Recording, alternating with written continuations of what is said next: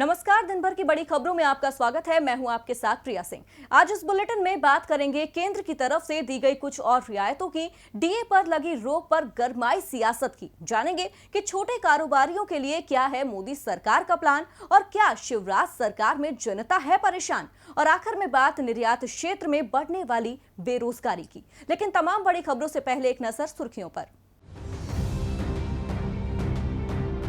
खराब होते स्वास्थ्य हालात के चलते योगी सरकार का बड़ा फैसला, 30 जून तक सार्वजनिक कार्यक्रमों और किसी भी तरह के आयोजन पर रोक। हालात का जायजा लेने के बाद लिया जाएगा अगला फैसला। पूर्णबंदी पर फिलहाल फैसला करना मुश्किल, दिल्ली के स्वास्थ्य मंत्री सत्येंद्र जैन का बयान। 3 मई को खत्म हो रहा है पूर्णबंदी का दूसरा चरण। आर्थिक पैकेज के लिए उद्योग जगत को लंबा इंतजार करवा रही है मोदी सरकार। आर्थिक पैकेज को लेकर अभी तक नहीं की गई कोई घोषणा। फिक्की और सीआईआई जैसे संगठनों ने जताई चिंता, लंबे समय से राहत पैकेज की मांग कर रहे हैं कारोबारी। मौजूदा मुसीबत में दुनिया भर में लोगों की सुरक्षा करने के लिए प्रार्थना का समय। रमजान के पाक महीने की शुरुआत पर बोले केंद्रीय मंत्री मुख्तार अब्बास नकवी। घर पर सोशल डिस्टेंसिंग का ध्यान रखते हुए नमाज अदा करने की अपील। सुर्खियों के बाद अब बात आज की सबसे बड़ी खबर की। मौजूदा मुसीबत मोदी सरकार के लिए किसी अग्नि परीक्षा से कम नहीं है, क्योंकि एक तरफ विपदा बड़ी है, देश में पूर्णबंदी लागू है, तो वहीं दूसरी तरफ आर्थिक गतिविधियां बंद पड़ने से अर्थव्यवस्था के औंधे मुंह गिरने का डर है। लिहाजा सरकार ने कुछ रियायतें देना शुरू कर दिया है। 20 अप्रैल को दी गई छूट के बाद सरकार ने कुछ और रियायतें देने का ऐलान कर दिया है। इसी मुद्दे पर चर्चा के लिए हमारे साथ स्टूडियो में मौजूद हैं राजीव जी। लेकिन उससे पहले एक नजर नई गाइडलाइन पर। मोदी सरकार के लिए मौजूदा हालात में अर्थव्यवस्था को पटरी पर लाना टेढ़ी खीर साबित हो रहा है। लिहाजा सरकार बंद पड़ी आर्थिक गतिविधियों को धीरे धीरे खोलने की रणनीति पर काम कर रही है। इसीलिए सरकार ने ग्रामीण इलाकों के बाद शहरी क्षेत्रों में भी छूट देना शुरू कर दिया है। गृह मंत्रालय ने आज से नगर निगमों के दायरे और उसके पड़ोस में स्थित सभी सिंगल दुकानों को सशर्त खोले जाने की इजाजत दी है। हालांकि निगम के दायरे में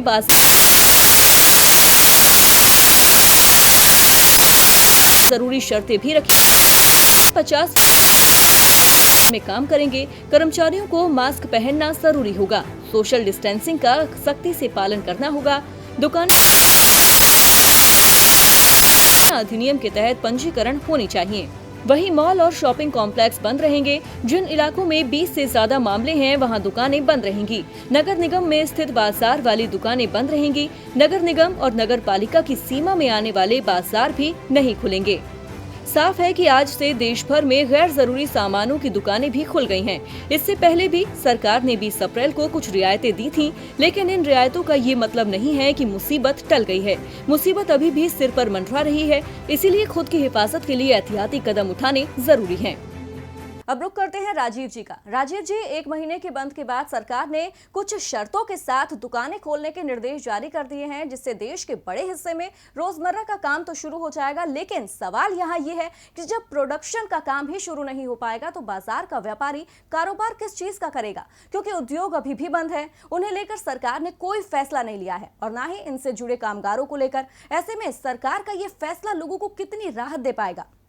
जी प्रिया, देशव्यापी बंद यानी लॉकडाउन को करीब 1 महीना होने के बाद केंद्र सरकार ने मॉल्स और कंटेनमेंट जोन्स को छोड़कर दूसरे सभी इलाकों में सभी दुकानें खोलने की इजाजत दे दी है। गृह मंत्रालय ने इस संबंध में 24 तारीख को एक आदेश जारी किया है। आदेश में यह साफ किया गया है कि व्यापारिक प्रतिष्ठानों को सिर्फ 50% कर्मचारियों के साथ ही काम करना होगा। साथ ही उन्हें मास्क, दस्ताने और सोशल डिस्टेंसिंग जैसे निर्धारित मानकों का पालन भी करना होगा।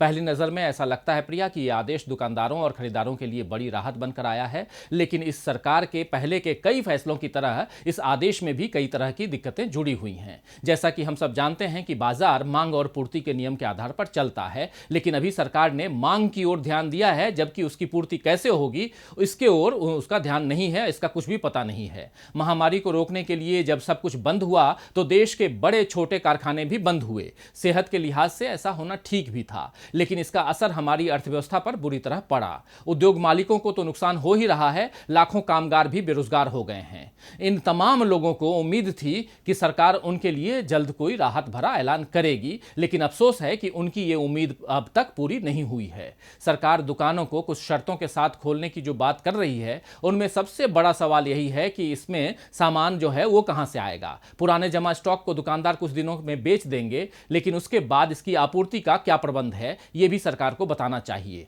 बाजार अकेले नहीं चलता है, बल्कि एक पूरी चेन जो होती है वो इस बाजार को चलाती है और एक कड़ी दूसरे कड़ी से जुड़ी होती है। सबका अपना महत्व होता है। किसी एक कड़ी को चलाने से दूसरे को रोकने से व्यवस्था जो है वो नहीं चल पाएगी।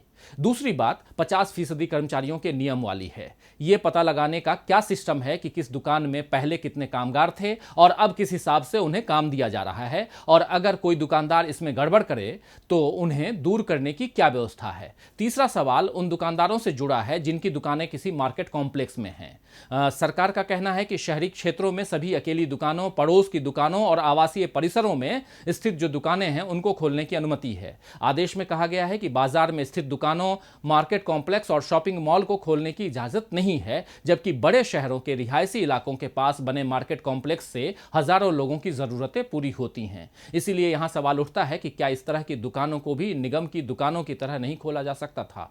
जो सावधानियां उन दुकानों में बरती जा रही हैं, वही मार्केट कॉम्प्लेक्स में क्यों नहीं बरती जा सकती थी।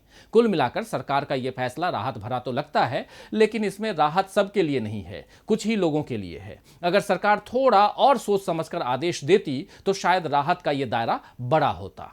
बहुत बहुत धन्यवाद राजीव जी तमाम जानकारी के लिए। अब बढ़ते हैं अपनी अगली खबर की ओर। देश के मौजूदा हालात के बीच हाल ही में मोदी सरकार ने सरकारी कर्मचारियों की सैलरी पर कैंची चलाई तो विपक्ष के तेवर और भी तल्ख हो गए। विपक्ष को सरकार का यह फैसला नागवार गुजरा। पहले कांग्रेस नेता राहुल गांधी ने सरकार के फैसले पर असहमति जताई, तो वहीं अब पूर्व प्रधानमंत्री मनमोहन सिंह और समाजवादी पार्टी के अध्यक्ष अखिलेश यादव ने भी सरकार के फैसले की आलोचना की है। इस वक्त मौजूदा स्वास्थ्य हालात से निपटना सरकार के लिए आसान नहीं होने वाला, क्योंकि स्वास्थ्य हालात के चलते अर्थव्यवस्था गर्त में जाती नजर आ रही है, तो वहीं सरकार का खजाना भी खाली होता जा रहा है। ऐसे में सरकार कई विकल्पों के जरिए खाली खजाना भरने की कोशिश कर रही है।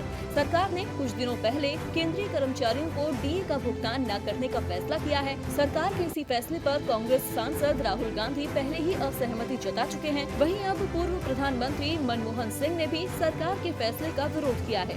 मनमोहन सिंह की माने तो सरकार को इस समय कर्मचारियों पर ये फैसला नहीं थोपना चाहिए। वहीं समाजवादी पार्टी अध्यक्ष अखिलेश यादव ने मामले को लेकर सरकार पर तंज कसा है। अखिलेश ने कहा, सरकारी सेवकों के डीए पर पाबंदी का फैसला सरकार तुरंत वापस ले।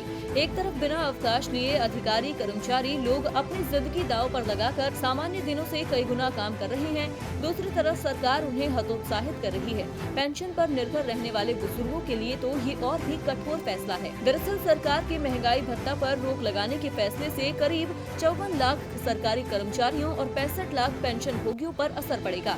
लिहाजा विपक्ष सरकार के फैसले का विरोध कर रहा है। देखना दिलचस्प होगा कि विपक्ष के असहमति जताने के बाद सरकार अपना फैसला वापस लेती है या नहीं। अब जहां देश में जारी परेशानी के बीच मोदी सरकार के केंद्रीय कर्मचारियों के महंगाई भत्ते पर रोक लगाने के फैसले पर विपक्ष बरस रहा है, सरकार की कड़ी आलोचना कर रहा था, तो वहीं अब केंद्र की राह पर चलते हुए कुछ ऐसा ही फैसला उत्तर प्रदेश की योगी सरकार ने भी ले लिया है, जिस पर विपक्ष का तल्ख होना तय है। तो क्या फैसला है योगी सरकार का, इस रिपोर्ट में देखिए। केंद्रीय कर्मचारियों के महंगाई भत्ते पर कैंची चलाने को लेकर विपक्ष लगातार मोदी सरकार पर बरस रहा है। विपक्ष सरकार से पूछ रहा है, क्या कर्मचारियों के पैसे से ही वो अपनी जेब भरेगी। आज तो पूर्व पीएम से लेकर कई सियासी दिग्गजों ने इस फैसले की आलोचना भी की। अब केंद्र के इस फैसले पर राजनीतिक गलियारों का माहौल ठंडा भी नहीं हुआ था कि उत्तर प्रदेश की योगी सरकार ने भी कुछ ऐसा ही फरमान सुनाकर लोगों की परेशानी बढ़ा दी। जी हां, तमाम स्वास्थ्य परेशानी के मद्देनजर अब उत्तर प्रदेश सरकार ने बड़ा फैसला लिया है। प्रदेश सरकार ने भी मोदी सरकार की राह पर चलते हुए अपने कर्मचारियों के जनवरी से प्रस्तावित महंगाई भत्ते और पेंशनरों की महंगाई राहत रोकने का ऐलान किया है। इसके साथ ही सरकार ने 6 तरह के भत्ते भी स्थगित कर दिए हैं। अब यूपी सरकार ने डीए पर भी रोक लगा दी है। कर्मचारियों और पेंशनरों को डीए नहीं मिलेगा। 1 जनवरी 2020 से जून 2021 तक डीए बंद रहेगा। इसके अलावा सचिवालय भत्ता, पुलिस भत्ता भी बंद कर दिया गया है। योगी सरकार के इस फैसले से 16 लाख से ज्यादा कर्मचारी प्रभावित होंगे। वहीं 11,82,000 पेंशनरों को भी परेशानी होगी। सरकार को कर्मचारियों के महंगाई भत्ते और महंगाई राहत पर फैसला लेने से करीब 10,000 करोड़ रुपए की बचत हो सकती है। ऐसे में जो सियासी तीर अब तक सिर्फ केंद्र सरकार पर चल रहे थे, डीए पर रोक लगाने के लिए विपक्ष केंद्र सरकार को घेर रहा था, तो वहीं अब ये तेवर योगी सरकार को भी झेलने पड़ेंगे। देखना होगा विपक्ष अब योगी सरकार के फैसले पर क्या प्रतिक्रिया देता है। यानी केंद्र के बाद यूपी सरकार कर्मचारियों के महंगाई भत्ते को लेकर कोई रियायत नहीं दे रही है, तो वहीं सरकार छोटे कारोबारियों को रियायत देने के लिए एक प्लान जरूर तैयार करती नजर आ रही है। दरअसल मौजूदा मुसीबत में लघु, सूक्ष्म और मध्यम उद्योगों के लिए अच्छी खबर सामने आई है। सरकार ने एमएसएमई के बकाया भुगतान को चुकाने के लिए योजना तैयार कर दी है। मौजूदा मुसीबत में लोगों को रोजगार छिन जाने का डर सताने लगा है। छोटे कारोबार तो पूरी तरह से बंद होने की कगार पर है। ये सेक्टर सरकार से बड़े राहत पैकेज की उम्मीद लगाए बैठा है और अब सरकार छोटे कारोबारियों के लिए रणनीति बनाती भी दिख रही है। सरकार ने एक प्लान तैयार कर लिया है। केंद्रीय मंत्री नितिन गडकरी से मिली जानकारी के मुताबिक केंद्र सरकार एमएसएमई सेक्टर का बकाया भुगतान चुकाने के लिए 1 लाख करोड़ रुपए का फंड देगी। गडकरी ने कहा, आधिकारिक क्रेडिट गारंटी के तहत बैंकों द्वारा 1 लाख करोड़ रुपए का कोष बनाने का निर्णय किया है। हम इस कोष का बीमा कराएंगे और सरकार इसका प्रीमियम जमा करेगी। हमने एक फॉर्मूला तैयार किया है जिसमें कोष के आधार पर ब्याज का बोझ बैंक भुगतान पक्ष और भुगतान पाने वाले के बीच साझा किया जाएगा।